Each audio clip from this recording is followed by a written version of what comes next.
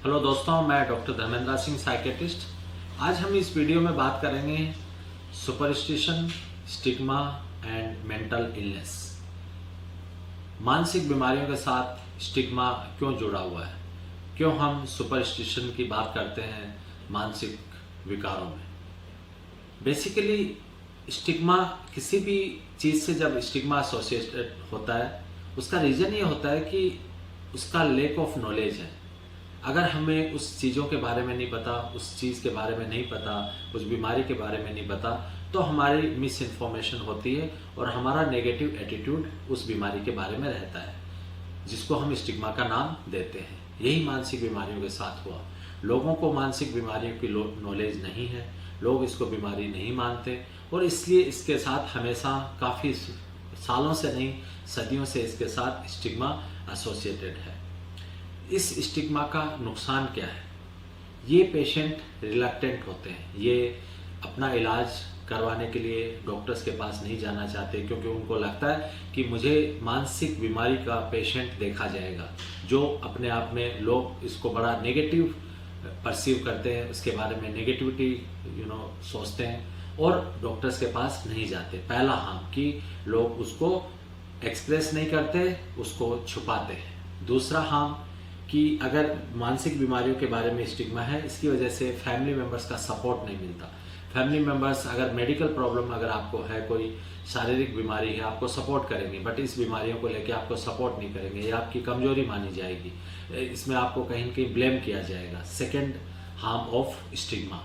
Third harm, लोग उसको negative मानते हैं, नेगेटिव अप्रोच रखते हैं इसके बारे में, इसलिए ऐसे पेशेंट को थोड़ा बुली किया जाता है, उनको वर्क अपॉर्चुनिटी भी कम होती है, ऐसे लोगों को काम नहीं दिया जाता, उनको थोड़ा सा दूसरे से नीचा समझा जाता है। उसके अलावा अब पेशेंट टाइम पे ट्रीटमेंट नहीं करवा पाता, इसकी वजह से थोड़ा सा ये प्रॉब्लम धीरे धीरे बढ़ जाती है और कई बार काफ़ी डेंजरस रूप ले लेती है। सुपरस्टिशन क्या है? बेसिकली एक सुपरस्टिशन, हम किसी चीज़ को लकी चार्म मानते हैं और उसकी वजह से हम एक अपने जो पॉजिटिव मेंटल एटीट्यूड है उसको प्रमोट करते हैं। बेसिकली जब आप स्ट्रेस में होते हैं, जब आप एंजाइटी में होते हैं, तब हम कई बार इन सुपरस्टिशन का सहारा लेते हैं। हमें कोई नंबर, कोई कलर, उसको हम अपना लकी चार्म मान लेते हैं और हमें लगता है अगर इस कलर के साथ मैं ये काम करूँगा, इस नंबर के साथ मैं काम करूँगा या इस दिन मैं ये काम करूँगा तो मेरा काम एकदम सही हो जाएगा और उससे कहीं न कहीं आपकी एंजाइटी और स्ट्रेस है वो कम हो जाता है। तो सुपरस्टिशन के पीछे भी कहीं न कहीं साइंस काम कर रही है दोस्तों। अब हम अगर मानसिक बीमारियों की बात करें, क्योंकि अभी मेंटल हेल्थ जो मंथ में चल रहा है, इसलिए मैंने सोचा कि क्यों ना इसके बारे में थोड़ी सी जागरूकता फैलाई जाए। मेडिकल प्रॉब्लम, शारीरिक बीमारियों को हम क्यों मानते हैं? क्योंकि हमें उसके कारण का पता रहता है। दोस्तों, समझने की कोशिश करो। जैसे शारीरिक बीमारियों के रीजंस हमें पता है कि हमें शुगर क्यों हो रही है, इंसुलिन की कमी से, अगर शुगर की बीमारी इंसुलिन की कमी से होती है, ब्लड प्रेशर, हार्ट की बीमारी, किडनी की बीमारी, हमें रीजंस का, कारणों का पता है। वैसे ही समझने की कोशिश करो कि मानसिक बीमारियों को भी हमें मानसिक बीमारी या आजकल इवन मेंटल इलनेस बोलने से परहेज करना चाहिए। जैसे मैं सारे अपने वीडियोज़ में, अपने इंटरव्यूज़ में बोलता हूँ, इसको हमें ब्रेन डिसऑर्डर बोलना चाहिए, क्योंकि ये ब्रेन में रसायन, केमिकल की कमी या ज़्यादा होने की वजह से मानसिक बीमारियां होती हैं। मेन रसायन सेरोटोनिन, डोपामिन और नॉरेपिनेफ्रिन है, बट आजकल कुछ और रसायन इसके बारे में और इनकी रिसर्च आ गई है कि वो रसायन, वो केमिकल भी हमारी मानसिक बीमारियों में इम्बैलेंस उनका होता है।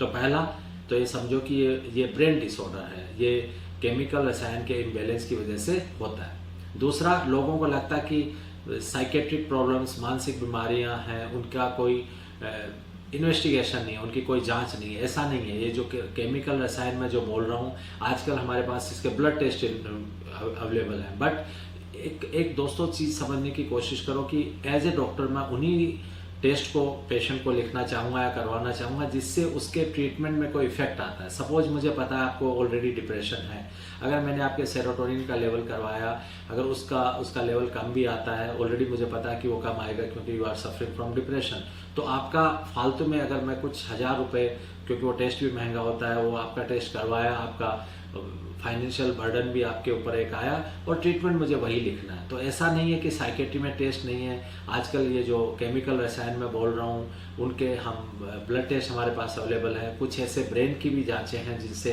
ये पता चल जाता है कि आपको ये मानसिक बीमारी है। लेकिन उन टेस्ट का उतना रिसर्च में तो इम्प्लीमेंट है, वो उसका इम्प्लीकेशन है, उसका फ़ायदा है, लेकिन हमें नॉर्मल जो रोज़मर्रा के जो ट्रीटमेंट हम ओपीडी बेसिस पे पेशेंट का करते हैं उसमें उतना फ़ायदा नहीं है, इसलिए हम नहीं करवाते। बट आपके लिए जानना ज़रूरी है कि जैसे मेडिकल प्रॉब्लम्स जो शारीरिक बीमारियों में जांच होती है वैसी मानसिक बीमारियों में हमें जब उसका रीज़न पता है कि ये किस केमिकल की वजह से हो रहा है, उसकी जाँच है, तो क्यों हम इनको बीमारियाँ मानने से परहेज कर रहे हैं? सिर्फ एक ही reason, lack of education. And इसलिए जो मैंने शुरुआत की इस वीडियो की कि इसलिए इसके साथ स्टिग्मा जुड़ा हुआ है। तो प्लीज़ ज़्यादा से ज़्यादा इस चीज़ को समझें कि ये ब्रेन का डिसऑर्डर है, ये ब्रेन में केमिकल रसायन के इम्बैलेंस से होता है।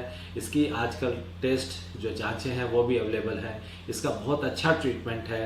पेशेंट को कौन सी मानसिक बीमारियां हैं इसके लिए हमारे पास अलग अलग मानसिक जो साइकोलॉजिकल डिसऑर्डर हैं उसके लिए अलग अलग ट्रीटमेंट, अलग अलग दवाइयाँ हमारे पास उपलब्ध है, अवेलेबल है। और अगर आपका उसके साथ कोई पर्सनैलिटी या और कोई स्ट्रेसर है उसके लिए हम काउंसलिंग या जिसको हम बातचीत का इलाज बोलते हैं वो भी अवेलेबल है। सो आपका मेडिसिन प्लस जो counselling psychotherapy is a like very good treatment in psychiatry. जब हमारे पास इतना अच्छा ट्रीटमेंट है, जब हमें पता है कि ये बीमारियां क्यों होती हैं, तो क्यों हम इसको मानने से परहेज कर रहे हैं just because of lack of knowledge about it. हमारे पास उसका हमें उसकी अवेयरनेस नहीं है, हमें उसका पता नहीं है, इसलिए हम उनको नहीं मानते हैं। इसलिए ज़्यादा से ज़्यादा इस वीडियो को आप लोगों को शेयर करें, आप लोगों को बताएं कि मानसिक बीमारियां होती हैं और जो वैसी बीमारियां जैसे शारीरिक है उनका बहुत अच्छा इलाज है और हम सब लोगों को हम हेल्प कर सकते हैं जो इन बीमारियों से ग्रसित हैं या इन बीमारियों से पीड़ित हैं, और वो भी वैसी ही लाइफ जी सकते हैं जैसे कि आप और मैं जी रहे हैं। तो प्लीज़ समझने की कोशिश करो। इंसानियत के नाते, एक एजुकेटेड सोसाइटी के नाते अब हमें इन सब चीज़ों से परहेज नहीं करना चाहिए। आप सोचिए ब्रेन तो इवन कितना इम्पोर्टेंट पार्ट है हमारी बॉडी का, जो कि हमारी पूरी बॉडी को डायरेक्ट करता है, पूरी बॉडी के ऊपर कंट्रोल करता है, और उसकी उन बीमारियों को हम बीमारी मानने के लिए तैयार नहीं है। कितना अनफॉर्चुनेट ये है, और उसकी वजह से वो सारे प्यारे लोग जिनको हम ट्रीट कर सकते हैं या बचा सकते हैं, अनफॉर्चुनेटली कई बार वो ऐसा कदम उठा लेते हैं, वो लोग इस बीमारी से ग्रसित होने के बावजूद भी लैक ऑफ नॉलेज की वजह से, अवेयरनेस की कमी की वजह से वो लोग ट्रीटमेंट नहीं ले पाते हैं। और उनकी लाइफ में अगर स्टूडेंट है तो वो स्टडी नहीं कर पा रहा, जॉब वाला जॉब नहीं कर पा रहा, कोई होम मेकर है, हाउस वाइफ है, वो अपने घर का काम नहीं कर पा रही, बच्चों का ध्यान नहीं रख पा रही। आप सोचिए कितना, इवन कई आज के दिन जो हम अलग वीडियोज़ में बात करेंगे, चाइल्ड साइकेट्रिक डिसऑर्डर हैं जो बचपन में मानसिक बीमारियां हो जाती हैं। जैसे कोई बच्चे एक जगह टिक के नहीं बैठ पाते, कई बच्चे मंद बुद्धि के होते हैं, कई बच्चे जो ऑटिज्म, आजकल हम काफ़ी नाम यूज़ करते हैं कि बच्चों को ऑटिज्म है। ये इन बीमारियों का सोचिए अगर हम टाइम पे ट्रीटमेंट करें तो उस बच्चे की पूरी फ्यूचर को हम बचा सकते हैं और या उस बच्चे की हेल्प कर सकते हैं। सो प्लीज़ समझने की कोशिश करें कि इस मंथ का ज़्यादा से ज़्यादा यूज़ करें और इस वीडियो को ज़्यादा से ज़्यादा लोगों के साथ शेयर करके उनको अवेयर करने की कोशिश करें कि मानसिक बीमारियां, ब्रेन डिसऑर्डर है, ये कोई ऊपरी हवा का चक्कर नहीं है, इसमें कोई ऐसा स्टिग्मा एसोसिएटेड नहीं होना चाहिए। उनका वैसा ही इलाज है जैसा कि शारीरिक बीमारियों का। इवन बहुत से शारीरिक बीमारियों से अच्छा इलाज हमारे पास मानसिक बीमारियों का है। सो प्लीज़, इनकी मेडिसिन में कोई एडिक्शन नहीं है। मेडिसिन से लोग बहुत परहेज करते हैं जबकि इनकी मेडिसिन बहुत सेफ है। सो प्लीज़ उन चीज़ों को स्वीकार करने की कोशिश करें, एक्सेप्ट करने की कोशिश करें, और हम एक जो खुशी है अपनी सोसाइटी को खुशहाल सोसाइटी बना सकें। Thank you so much. Subscribe now.